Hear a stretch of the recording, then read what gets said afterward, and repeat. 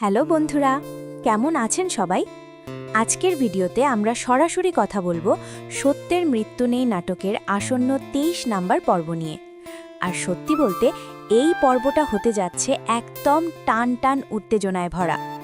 প্রথমেই আসি সবচেয়ে গুরুত্বপূর্ণ জায়গায়। অ্যামেনাকে ঘিরে রহস্য আরও গভীর হতে যাচ্ছে।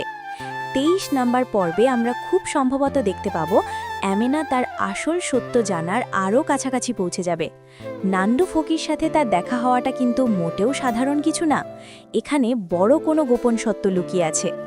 নান্নু ফকির হয়তো সরাসরি সব কিছু বলবে না, কিন্তু এমন কিছু ইঙ্গিত দিবে যার মাধ্যমে অ্যামেনা বুঝতে শুরু করবে তার জীবনের গল্পটা সে যেভাবে জানত আসলে সেটা পুরোটা সত্য না।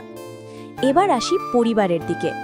বাড়ির ভেতরের পরিবেশ কিন্তু আরও খারাপ হতে যাচ্ছে। অ্যামেনাকে নিয়ে সন্দেহ, অপমান এসব থামবে না, বরং আরও বাড়বে। বিশেষ করে যারা আগে থেকেই অ্যামেনার বিরুদ্ধে ছিল, তারা এবার নতুন করে তাকে ভাসানোর চেষ্টা করতে পারে। আমরা এমনও দেখতে পারি অ্যামেনাকে আবার কোনো মিথ্যা অভিযোগে জড়ানো হবে। এইদিকে পরিবার, অন্যদিকে সত্য। এবার আসি আরেকটা বড় টুইস্টে। আমিনার স্বামী সালাউদ্দিন, সে এতদিন চুপ থাকলেও এবার হয়তো সে নিজের অবস্থান পরিষ্কার করবে।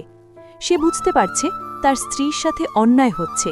23 নাম্বার পর্বে আমরা দেখতে পারি সে পরিবারের বিরুদ্ধে গিয়ে হলেও আমিনাকে সাপোর্ট দেবে। আরেকটা গুরুত্বপূর্ণ বিষয়, টাকার ব্যাপারটা।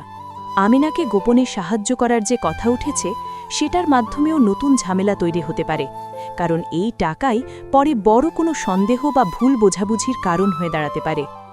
সব মিলিয়ে এই পর্বে আমরা পাচ্ছি রহস্যের দরজা একটু একটু করে খুলতে শুরু করবে। পরিবারের ভেতরের দ্বন্দ্ব আরও বাড়বে, আর সত্যের দিকে এক ধাপ এগিয়ে যাবে গল্প। সবচেয়ে বড় প্রশ্ন এখন, আমিনা কি সত্য জানতে পারবে? মঈন কি সত্যের পক্ষে দাঁড়াতে পারবে?